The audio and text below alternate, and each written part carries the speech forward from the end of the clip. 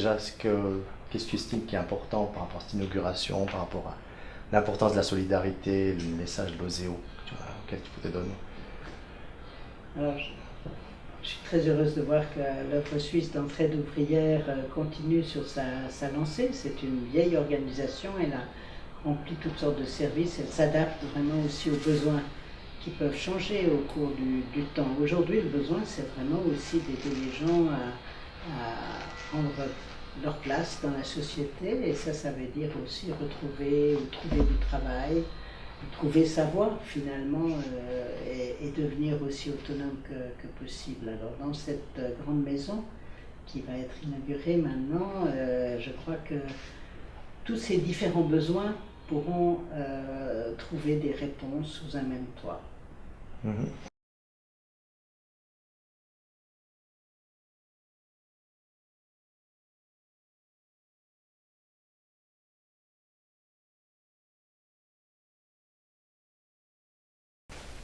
Merci. Tu penses que c'est plus difficile actuellement que, je sais pas, il y a 10, 20 ans pour un jeune, par exemple, de s'insérer dans le marché du travail, ou plus facile, plus difficile?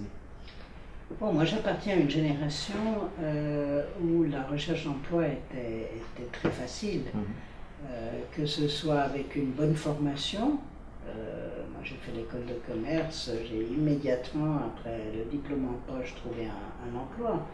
Dans les semaines qui ont suivi, j'ai ensuite fait l'Uni, non, j'ai fait l'école d'études sociales, la même chose, j'ai fait l'Uni, on est quasiment venu me chercher avant que je termine totalement mes études.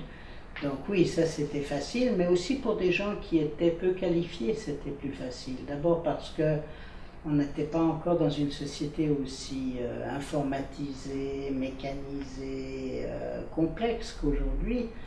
Et dans les entreprises, il y avait quand même beaucoup de petits boulots, je dirais, en particulier dans les petites entreprises, les patrons tenaient à conserver. C'est difficile aujourd'hui de trouver des emplois lorsqu'on n'a pas une très bonne formation, lorsqu'on est peut-être un peu labile d'humeur, on a un petit problème personnel aussi. C'est difficile d'adapter le monde du travail aux travailleurs. C'est maintenant les travailleurs qui doivent s'adapter au monde du travail, et celui-ci est devenu très exigeant. Ouais. C'est vrai que c'est un peu une difficulté de notre travail, c'est de pas trop cautionner la dureté des conditions de travail dans les entreprises, pas prendre les gens en disant vous êtes que des victimes, vous êtes des pauvres victimes, les rendre autonomes, et puis leur donner quelque chose sans leur faire croire qu'il suffit de faire un joli CV pour réussir à rentrer, quoi. C'est la difficulté, pas les rendre victimes, les rendre acteurs, si possible, du changement, mais en sachant que le contexte fait que c'est difficile, quoi. Je crois que ça, quand on doit aider quelqu'un à trouver sa place dans la société, on doit lui expliquer aussi ce que sont les exigences de cette société.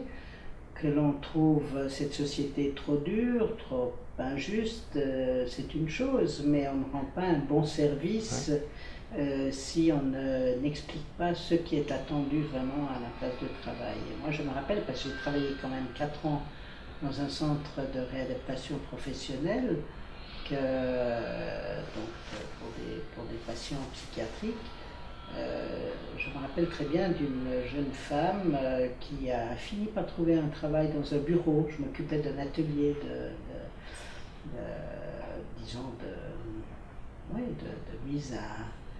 mise à niveau en orthographe, en calcul, en machine à écrire, etc.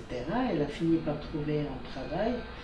Pendant des mois, je lui ai téléphoné tous les matins pour lui dire maintenant tu te lèves et tu vas au boulot. Okay. Alors c'est un peu, j'entends, pour quelqu'un qui n'aime pas tellement l'autorité, c'était un rôle qui ne me plaisait pas tellement, mais je crois que c'était la seule façon, le seul service que je pouvais lui rendre pour qu'elle garde enfin ce travail qu'elle avait trouvé en dehors de l'atelier protégé. C'est vrai que le côté support, une fois qu'il y a une solution qui a été trouvée, c'est important. Nous on essaie toujours, si on arrive, si c'est plus ou moins financé, d'être là, soit en soutien, parce que c'est important aussi de savoir qu'il y a une possibilité, s'il y a pour un jeune qui trouve un travail, ça peut ne pas lui plaire parce que son supérieur hiérarchique est un peu difficile, ou les collègues c'est difficile. Puis le travail peut lui plaire en tant que tel, mais le contexte fait que c'est difficile. Donc c'est vrai que ce soutien peut tout d'un coup vous permettre de relativiser, de dire fais le point dans ta poche, ça va aller mieux, ou tiens encore quelques temps, ou parle avec un autre collègue pour voir ce qui joue pas, et puis pour soutenir effectivement. Moi, je crois que pour une organisation comme le ZEO, qui a pour ambition de permettre l'intégration sociale et professionnelle du plus grand nombre, et de ceux qui ont de la difficulté à y arriver tout seuls, c'est très très important d'assurer aussi un suivi. Il faut que le ZEO puisse être le lieu où, quand on a un échec, on puisse revenir et puis essayer encore, parce que moi je crois d'échec en échec, en principe, si on est encouragé à remettre le pied à l'étrier, alors ça peut aller. Et puis peut-être aussi soutenir les employeurs, parce qu'il y a des employeurs qui seraient tout disposés à accueillir, offrir du travail à quelqu'un, mais qui ont peur d'être dépassés par les problèmes.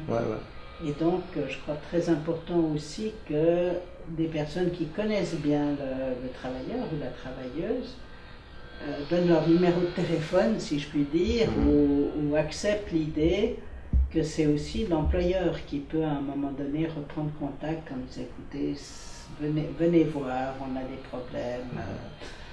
Essayer de mettre de nouveau un peu d'huile dans les rouages. Je crois que ce suivi, c'est important. Moi, ce qui m'a beaucoup frappé comme travailleuse sociale, c'est quand même à l'époque, mais c'est vieux, le cloisonnement des services, ce qui fait que les gens se sentaient parfois un peu comme des ballons de football qu'on envoyait d'un coin à l'autre et d'un service à l'autre. Je crois que ça, c'est décourageant. Et on est chaque fois confronté à de nouvelles personnes, à de nouvelles règles, à de nouveaux questionnaires, à de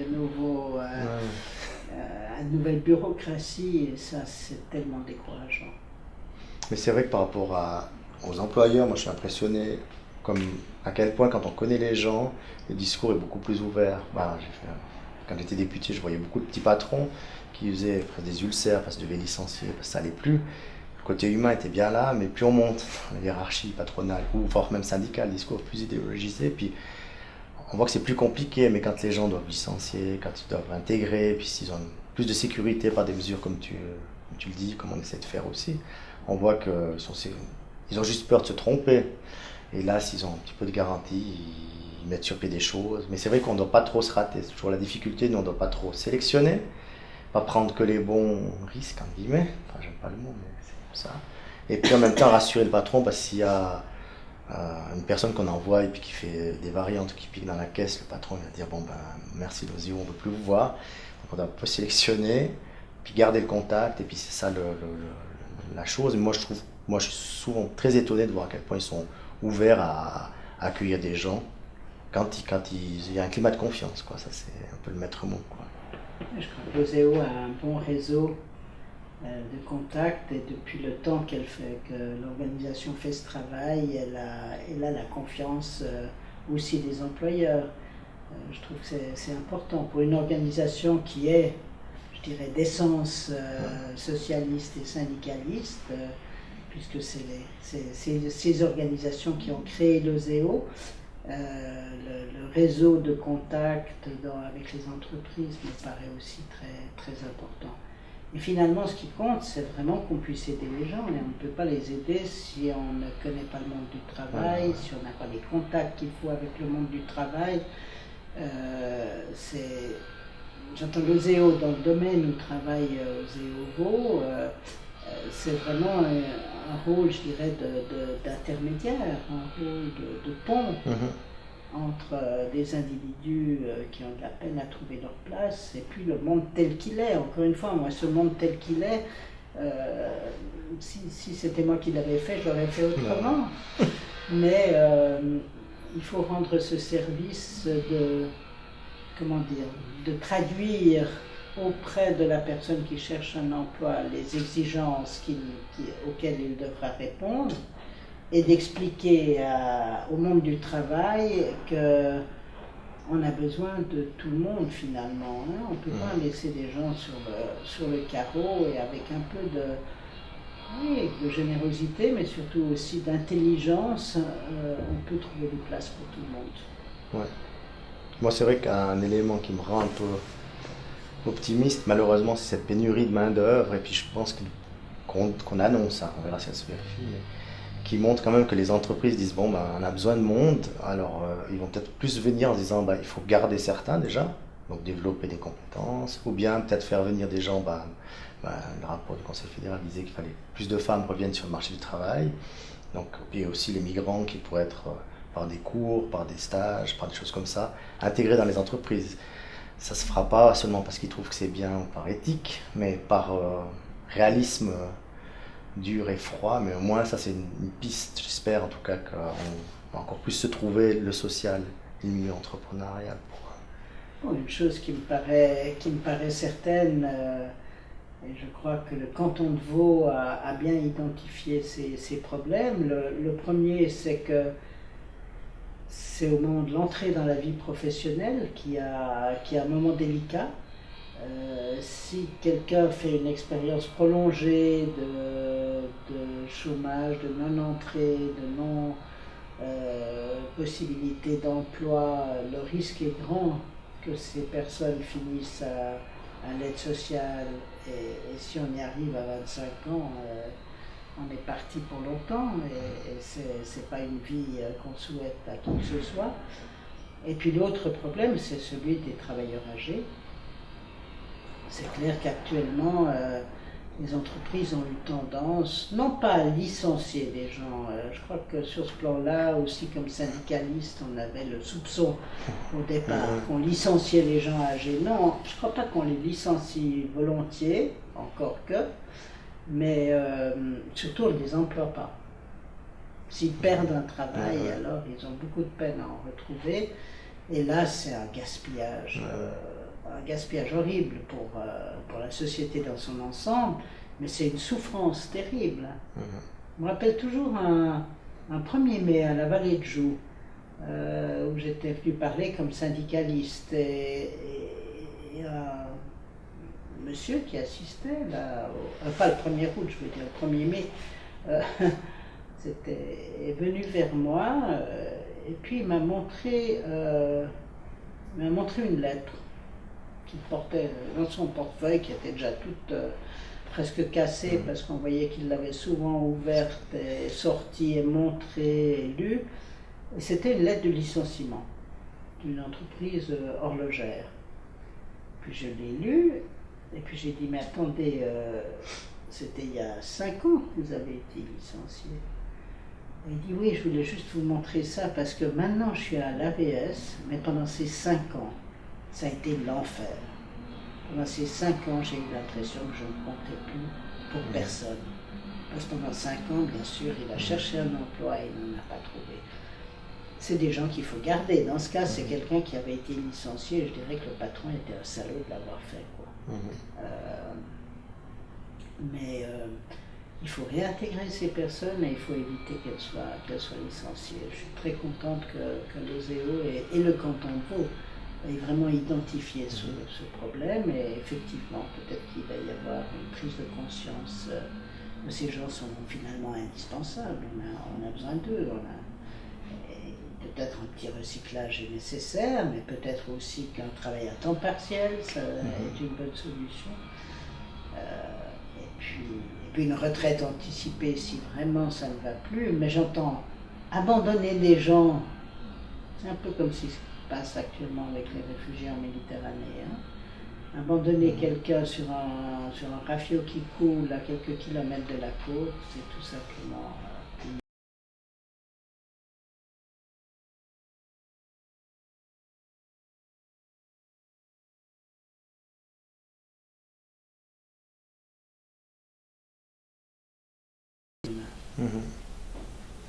Et puis par rapport justement, alors je pense à ça plus en conclusion, par rapport au climat actuel qu'il y a, je pense aux réfugiés effectivement, à des tendances plus xénophobes qui ressortent. Alors, bon, les médias sociaux ça fait ressortir ça existait avant, Facebook, Internet et compagnie, mais ça remonte, et c'était l'optimisme de la volonté, le pessimisme de l'intelligence, pour citer Les deux. Il faut avoir les deux. Il faut être les deux. Il faut à la fois être optimiste parce que l'action rapporte des succès, parce qu'on ne va pas baisser les bras, parce que le désespoir et la dépression, c'est anti-révolutionnaire, comme disait, je sais plus, une de mes amies. Mais il faut être lucide. Hein. Moi, je crois, malgré tout, que le seuil d'intolérance est abaissé. En d'autres termes, que l'on exprime aujourd'hui des choses que l'on n'osait pas exprimer il y a encore quelques années, qu'il y a vraiment